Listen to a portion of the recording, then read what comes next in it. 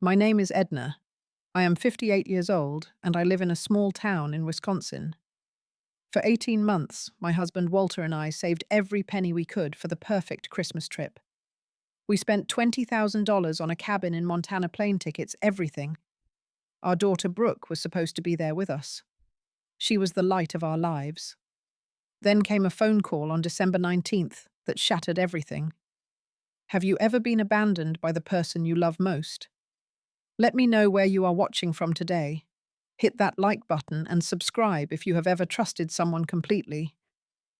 What I am about to tell you still keeps me up at night. Walter and I have been married for 36 years. We built our life together in a modest house that Walter constructed with his own hands. He was a carpenter his whole working life. His hands are rough and calloused, but his heart has always been gentle. I used to own a small bakery in town for 25 years. People came from miles around for my apple pie and cinnamon rolls. The smell of vanilla and fresh bread was part of who I was. We never had much money. Our furniture is old but clean. Every wall in our house is covered with family photos. The scent of pine wood and baking spices always fills our home. 3 years ago, I had to close the bakery. A big chain store opened nearby and took most of my customers. It broke my heart, but Walter held me through it. He said we still had each other, and that was enough. Walter works part-time now at a local furniture store. He does not need to work, but he says it keeps him young. I spend my days tending to the garden in summer and reading by the fireplace in winter. Our life is simple. We do not take fancy vacations or drive expensive cars. But we have love. We have history. We have each other. Brooke is our only child. She came into our lives after years of trying. I had almost given up hope when the doctor told me I was pregnant. From that moment, she became everything to me. As a little girl, Brooke was sweet and helpful. She used to stand on a stool in the bakery watching me knead dough. Her little hands would try to copy mine. I remember one Christmas when she was 8 years old. She spent hours in her room with construction paper and crayons. When she came out, she handed me a homemade card. The handwriting was messy. The glitter was everywhere, but the words made me cry. Best parents ever, it said. I still have that card. It sits in a wooden box where I keep my most precious things. 23 years later, I cannot bring myself to throw it away. Brooke went to college on a partial scholarship. Walter and I took out loans to cover the rest. We never told her how much we sacrificed. We did not want her to feel guilty. She graduated with honors and got a job at a real estate company. She climbed the ladder quickly. We were so proud of her. For the first few years after college, Brooke called every week. She visited on holidays and birthdays. We were close. She would tell me about her dates, her dreams, her fears. I thought we would always have that bond. Then 4 years ago, she met Derek. The idea for the Montana trip came to me last June. I was watching a travel show about mountain cabins. The screen showed wooden lodges surrounded by snow-covered peaks. Families sat by roaring fireplaces, laughing and opening presents. It looked like something from a dream. Walter walked in and stopped to watch. He said he wished our family could do something like that. His words stayed with me. That night I could not sleep. I kept thinking about how we had never taken a real vacation together. When Brooke was young, we could not afford it. Now that she was grown, she was always busy. The next morning, I started calculating. If we saved aggressively for 18 months, we could afford a real Christmas trip. I called Brooke to share the idea. Her voice lit up on the phone. She said she had never seen real snow falling in the mountains. She sounded like my little girl again. I spent weeks researching. I found a beautiful cabin with 3 bedrooms overlooking the Rocky Mountains. I booked round-trip flights for 4 people. I reserved a Jeep rental so we could explore the wilderness. I even found a tour company that offered horseback riding through snow-covered trails. For Christmas dinner, I made reservations at a five-star restaurant that specialized in local cuisine. The total cost was $20,000. It was nearly all of our savings. Walter even sold his old pickup truck to help cover it. The truck had been with him for 15 years. Letting it go was hard, but he said making memories with our daughter was worth more. By August, I had put down deposits on everything. The cabin required a non-refundable payment. The restaurant needed confirmation months in advance. I did not hesitate. I was certain this trip would happen. I was certain our family would finally have the Christmas we deserved. Every night before bed, I would look at pictures of the cabin on my phone. I imagined Brooke laughing by the fire. I pictured Walter teaching Derek to chop firewood. I dreamed of all of us sitting together on Christmas morning, grateful and happy. I had no idea that while I was dreaming of our perfect holiday plans were being made elsewhere, that would destroy everything. I need to tell you about Derek and his family. I remember the first time I met his parents, Victor and Constance. It was 4 years ago at a dinner to celebrate Brooke and Derek's engagement. Victor arrived in a brand new Mercedes. He stepped out wearing a suit that probably cost more than Walter's monthly salary. Before we even sat down, he mentioned his chain of car dealerships 3 times. He talked about money the way other people talk about the weather. Casually, constantly. Constance was worse in a different way. She was a former model, and she carried herself like she was still walking a runway. Her clothes were designer labels I could not pronounce. When she entered our little house, her eyes scanned every corner. I saw her look at our worn carpet, our second-hand couch, our simple decorations. Her expression was not rude exactly. It was something more painful. It was pity. Throughout dinner, Victor and Constance talked about their trips to Europe, their friends at the country club, their vacation home in Florida. Walter and I tried to join the conversation, but we had nothing to contribute. We had never been to Europe. We did not belong to any club. We were out of our depth. At one point, I went to the kitchen to get dessert. I heard Constance whisper to Brooke in the hallway. She said our house was quite small and wondered how Brooke grew up in such a cramped space. Brooke did not defend us. She just changed the subject. That moment stayed with me, but I pushed it aside. I told myself Constance did not mean any harm. After the wedding 2 years ago, things started to change. Brooke and Derek moved into a fancy neighborhood on the other side of town. Their house had marble countertops and a swimming pool. Suddenly, our weekly phone calls became bi-weekly, then monthly. When Brooke did call, she talked differently. She mentioned standards more often. She talked about what was appropriate in Derek's circle. Once I brought her an apple pie I had baked. She thanked me, but mentioned that Constance did not care for homemade desserts. She preferred things from professional bakeries. Last Christmas was a turning point. Brooke and Derek came for dinner, but they only stayed 2 hours. Brooke kept checking her phone. She said they had a party at Victor and Constance's house and could not be late. When they left, the house felt emptier than ever. Walter noticed the changes too. One night, he said our daughter was becoming someone else. I told him he was overreacting. I did not want to believe it. Looking back, I was just afraid to see the truth. In October, I called Brooke to confirm our Montana plans. Her response was strange. She hesitated before speaking. She asked if the dates were final. She wanted to know if we could possibly change them. I explained that I had already paid deposits. The cabin was extremely popular during Christmas, and cancellation was not possible. Brooke was quiet for a moment. Then she said she would check her schedule and get back to me.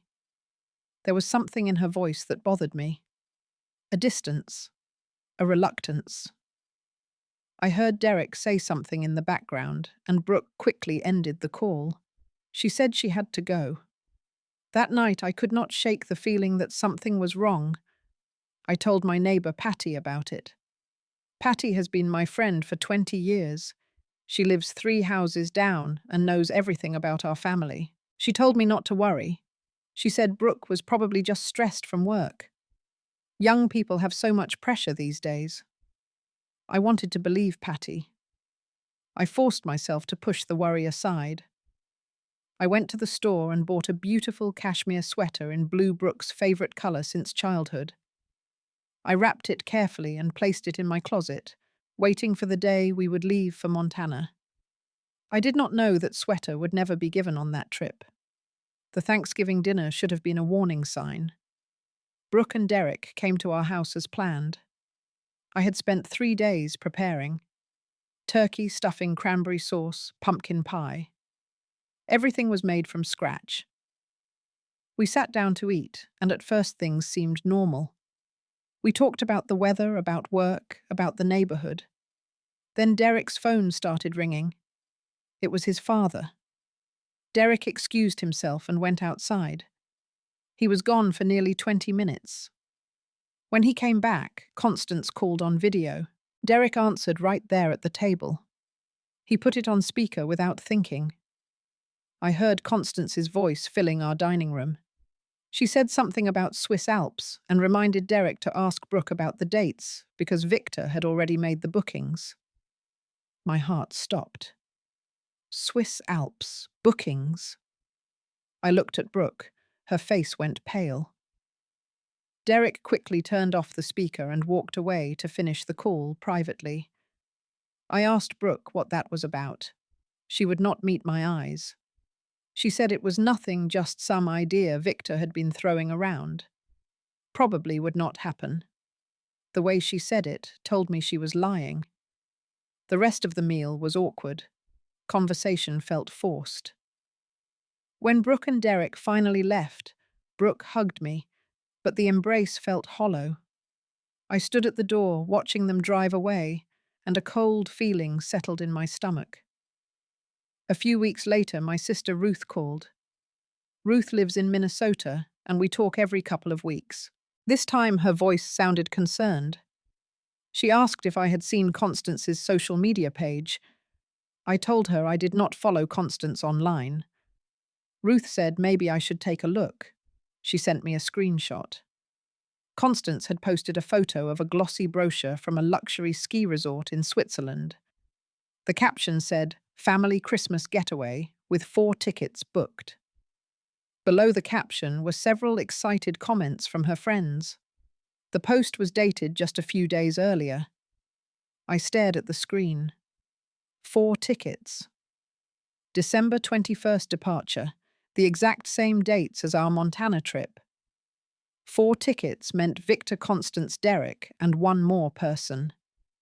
My mind raced. Maybe it was someone else. Maybe Brooke was not involved. But deep down I knew. I called Brooke immediately. My hands were shaking as I dialed. When she answered, I asked her directly. I asked if she was planning to go to Switzerland with Derek's parents instead of Montana with us. The silence on the other end lasted too long. Then Brooke sighed. She said she had been meaning to tell me. She said Victor had planned this trip as a surprise. It was a once-in-a-lifetime opportunity. She could not say no to them. I reminded her about the $20,000. I told her we had been saving for 18 months. I explained that the deposits were non-refundable. Brooke's response cut me like a knife. She said we could just cancel and go next year. She said it was not a big deal. I asked her if she understood what we had sacrificed.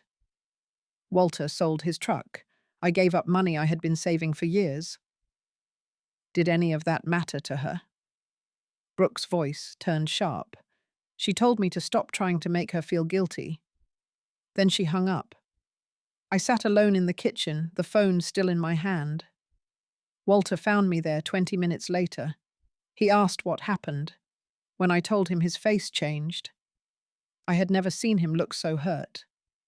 He sat down beside me without saying a word. Outside, the first snow of the season was starting to fall. But nothing could match the coldness I felt inside. A few days after that phone call, I received another piece of news that broke me even further. My nephew Marcus called. Marcus is Ruth's son. He is 28 years old and lives in the city where Brooke works. Marcus sounded uncomfortable on the phone. He said he needed to tell me something but was not sure if he should. I told him to go ahead. Whatever it was, I wanted to know.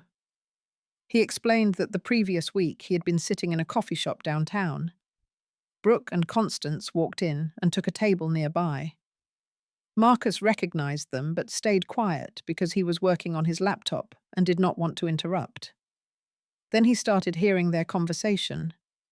Constance was speaking loudly, not caring who heard. She said that my plans for Montana sounded like a camping trip for poor people. She laughed and said Brooke deserved better than a wooden cabin in the middle of nowhere.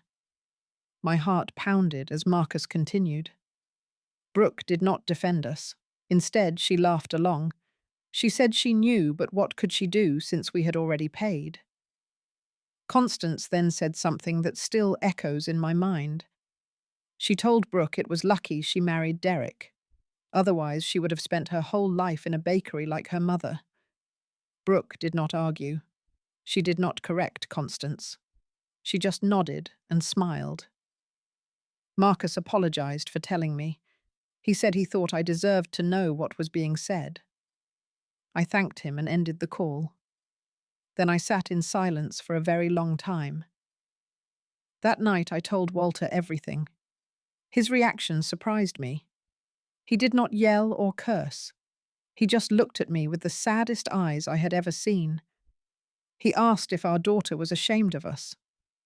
I could not answer because I did not know what to say. We stayed up until 4 in the morning, sitting in the living room. A Christmas candle flickered on the coffee table. Outside, snow continued falling. Inside, our hearts were breaking. Walter finally spoke. He said we could not let them treat us like this. He said we had given Brooke everything and we deserved respect. For the first time in months, I agreed with him completely. By sunrise, I had made my decision. On the morning of December 18th, I picked up the phone and started making calls. First, I called the cabin company. I explained I needed to cancel our reservation. The representative told me I would lose $3,000 in non-refundable deposits. I said I understood. Proceed with the cancellation. Next, I called the airline. Thankfully, I was able to recover most of the money from the flights. Then I cancelled the horseback tour and the restaurant reservation. Walter called to cancel the car rental and the other activities he had booked. By noon, everything was cancelled. We lost about $4,000 total. The rest of the money was returned to our account. I did not call Brooke to tell her. Instead, I used the recovered funds to book 2 plane tickets to Minnesota. Ruth had invited us for Christmas months ago, but I had declined because of the Montana trip. Now I called her back and asked if the invitation still stood. She said we were always welcome. On the afternoon of December 19th, I sent Brooke a text message. I kept it short and direct. I wrote that the Montana trip was cancelled. I told her that Walter and I would be spending Christmas in Minnesota with Aunt Ruth. I wished her a pleasant time in Switzerland. I did not explain. I did not apologize. I did not beg her to reconsider. I simply stated the facts and pressed send. Then I turned off my phone.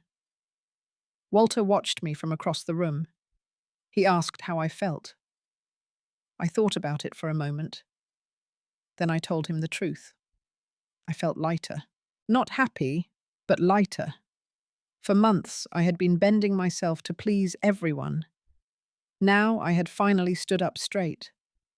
That night, I looked at the blue cashmere sweater still sitting in my closet. I picked it up, folded it neatly, and put it in a different drawer. Maybe I would give it to Brooke someday. But that day was not coming any time soon. The reaction from Brooke came quickly. Within an hour of my text, she called 15 times. I did not answer. She sent multiple messages. The first one asked what I was doing and why I cancelled without asking her. The second accused me of trying to make her feel guilty. The third called my behavior childish. Walter's phone started ringing too. Brooke called him crying, saying I had gone too far. Walter listened calmly, then responded. He told her that she had made her choice and we were making ours. He reminded her that we had spent 18 months and $20,000 on this trip. She chose Derek's family over us. Now we were choosing to spend Christmas with people who actually wanted to be with us. Brooke did not know how to respond. She hung up without saying goodbye. Then Derek got involved. He called Walter the next day. His tone was condescending. He said Walter needed to talk to me and get me to calm down. He said Brooke was very upset and this was causing problems. Walter's response was firm but polite. He told Derek that matters between us and our daughter did not require his involvement. He suggested Derek focus on his own family. That same evening, Victor called me directly. His voice was smooth, like a salesman trying to close a deal. He said I should reconsider my position. He said Brooke was caught in the middle, and this was hard on her. He implied that I was being difficult. I thanked him for his concern. Then I told him I did not need advice on how to handle my relationship with my daughter. I ended the call. Constance did not call. Instead, she sent me a long text message. She wrote that I was clearly jealous of their family and was punishing Brooke for having a better life. She said I should be happy for my daughter instead of holding her back. I read the message once. Then I deleted it. I did not reply. Engaging with Constance would only drain me. Some battles are not worth fighting. On December 21st, Brooke and Derek flew to Switzerland with Victor and Constance. Walter and I flew to Minnesota. Ruth met us at the airport. The moment I saw her, I started crying. She held me for a long time without saying anything. Then she took us home. Ruth's house was warm and inviting. It smelled like cinnamon and evergreen. She had a fire going in the living room and Christmas decorations everywhere. Marcus came by that evening with wine and a homemade apple pie. He said he found my old recipe and tried to recreate it. It was not perfect, but the gesture meant everything. That night, I finally broke down. I told Ruth the whole story from beginning to end. Every detail, every disappointment, every cruel word. Ruth listened without interrupting. When I finished, she took my hand. She said I had done the right thing.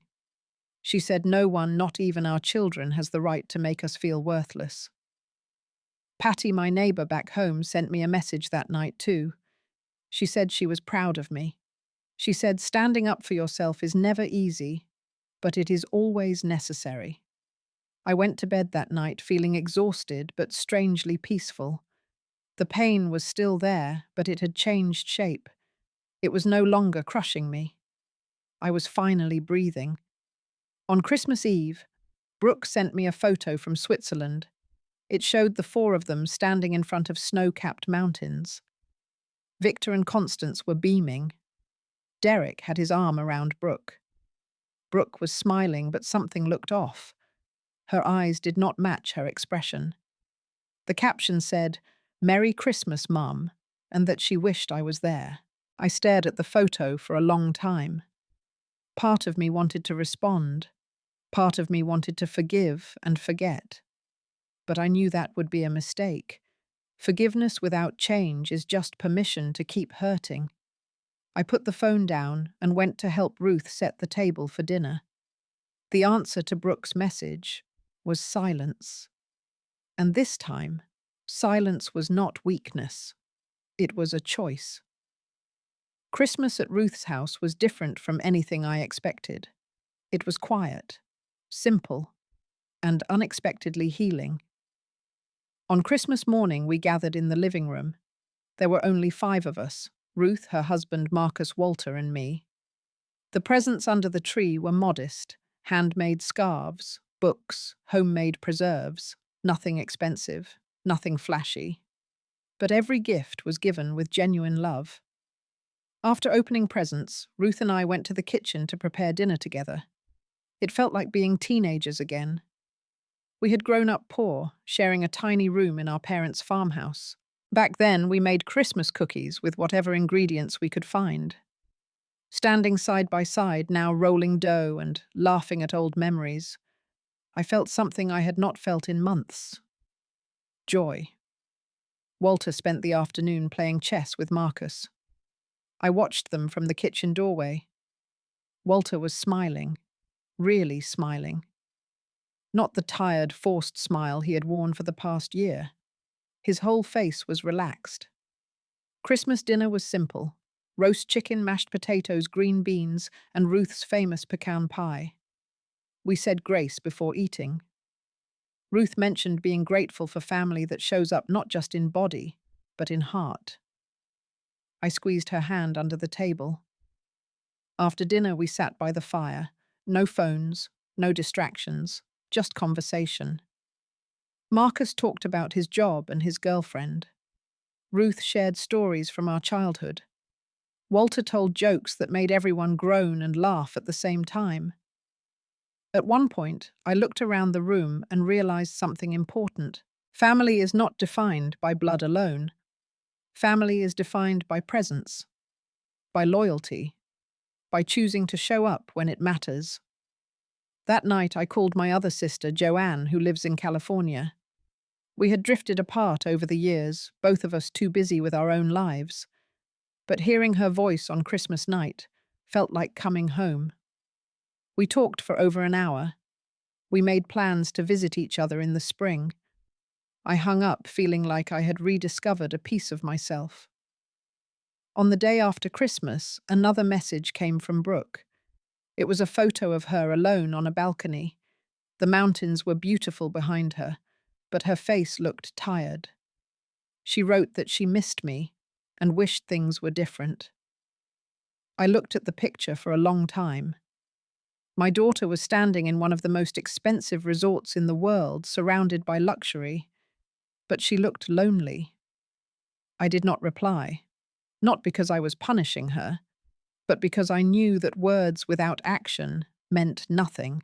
Brooke needed to figure some things out on her own, and I needed to protect my own peace. When we flew back home to Wisconsin, a few days later, something had shifted. The house felt different. Quieter, yes, but also lighter. The ghost of expectation was gone. I no longer waited by the phone, hoping Brooke would call. I no longer planned my days around the possibility of her visits. I started focusing on myself. In the weeks that followed, Brooke reached out several times. She wanted to meet. She wanted to talk. Her messages were no longer defensive. They sounded almost desperate. I agreed to meet, but on my terms.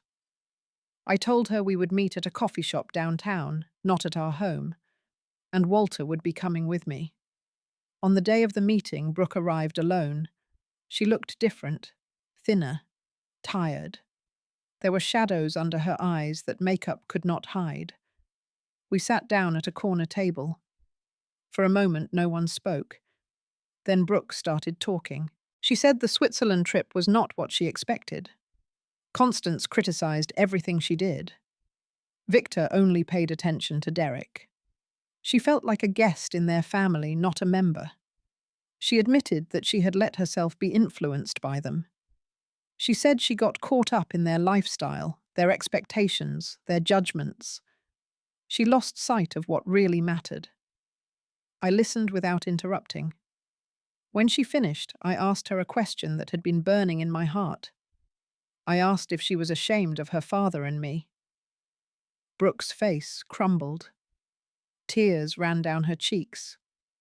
She whispered that she was sorry. She said she did not realize how far she had drifted until that Christmas. Being away from us, surrounded by people who only valued money and status, made her see things clearly. I appreciated her honesty, but I was not ready to simply forgive and forget. I told her that apologies are a start, but they are not enough. Trust takes time to rebuild. She had hurt us deeply, and healing would not happen overnight. Walter spoke then. He told Brooke that we loved her, but we also loved ourselves. We would not compete with Derek's family for her attention. We would not beg to be part of her life. If she wanted to be close to us, she needed to show it through actions, not just words. Brooke nodded. She did not argue. She did not make excuses. She just accepted what we said. Before we left, I told her one more thing. I said that from now on, I would not spend money on plans she might cancel. If she committed to something, she needed to follow through. And if she wanted to visit us, she needed to make it happen, not wait for us to chase her. Brooke agreed to everything. We hugged briefly before parting. The hug was not warm, but it was not cold either. It was careful, tentative, like the first step on a bridge that might or might not hold. On the drive home, Walter asked how I was feeling. I thought about it for a while before answering. I told him I felt hopeful, but guarded. I had learned that hoping too much can lead to deeper pain. Better to take things slowly. The sky that day was overcast, but somewhere on the horizon I could see patches of light breaking through the clouds. It felt like a sign. The months that followed were a journey, not a straight path, but a winding road with unexpected turns. I joined a pottery class at the community centre. It was something I had always wanted to try, but never had time for. The instructor was a woman named Grace, about my age, with silver hair and a warm laugh. We became friends quickly. She introduced me to her circle, and suddenly I had people to have coffee with, to share stories with, to laugh with. Walter and I started taking short trips together. Nothing fancy. A weekend at a bed and breakfast by the lake. A drive to see the fall colours 2 states over. We rediscovered each other in those quiet moments. 36 years of marriage, and there were still new things to learn. I began writing in a journal. Every night I would sit by the window and write down my thoughts. It was painful at first. Putting feelings into words forced me to confront things I had been avoiding. But over time it became therapeutic. The journal became a safe space where I could be completely honest. Ruth and I talked every week now. Our bond grew stronger than it had been in years. We made plans for her to visit in spring. She said she wanted to see my pottery creations. I promised to make her something special. Patty continued to be a rock. She checked on me regularly, brought over casseroles when I was tired, and listened without judgment. One afternoon, she told me she admired my strength. She said not many people could stand up to their own child the way I did. I told her I did not feel strong. I just felt like I finally respected myself enough to demand respect in return. As for Brooke, things changed gradually.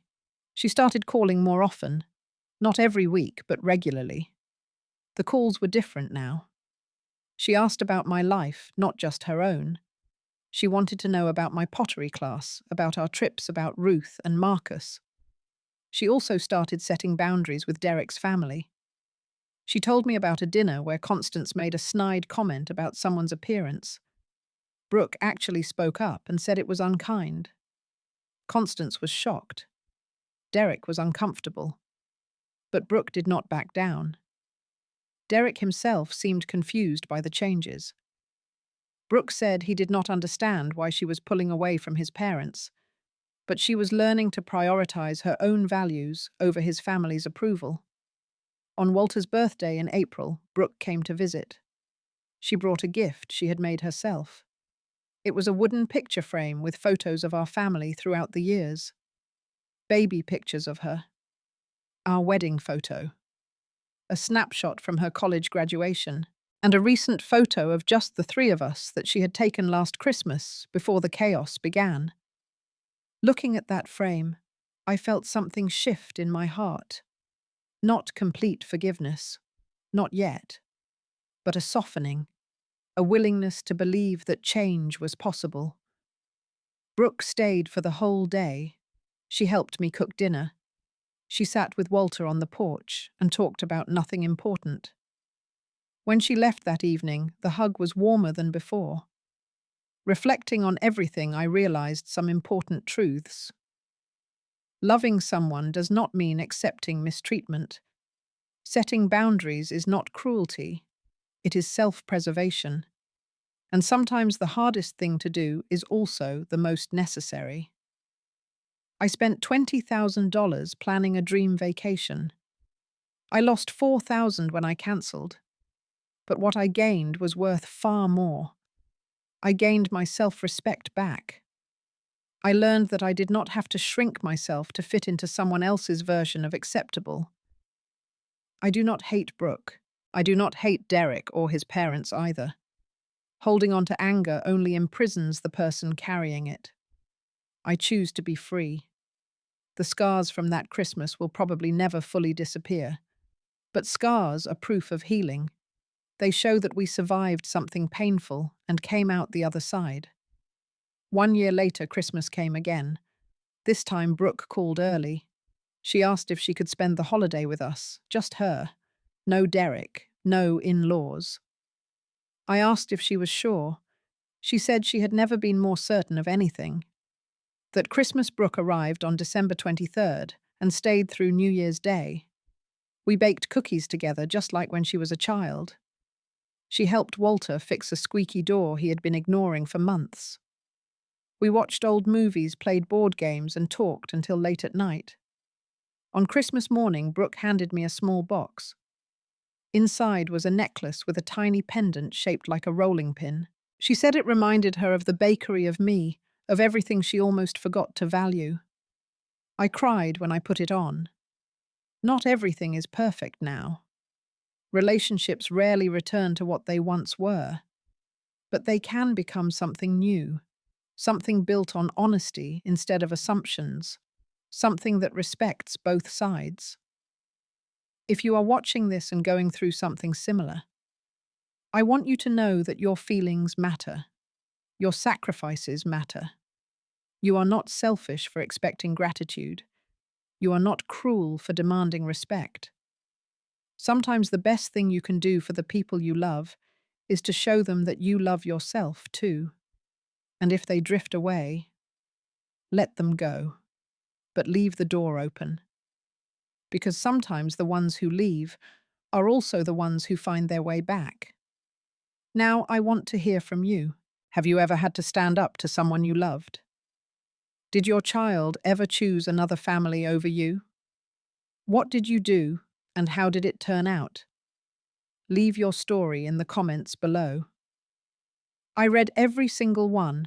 If this video touched your heart, please give it a like. It helps more than you know. Subscribe to this channel so you do not miss the next story. And share this video with someone who needs to hear it today.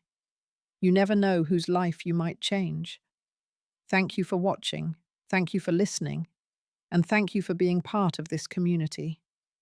Until next time, take care of yourselves, protect your peace, and remember you are worthy of love that does not make you question your worth.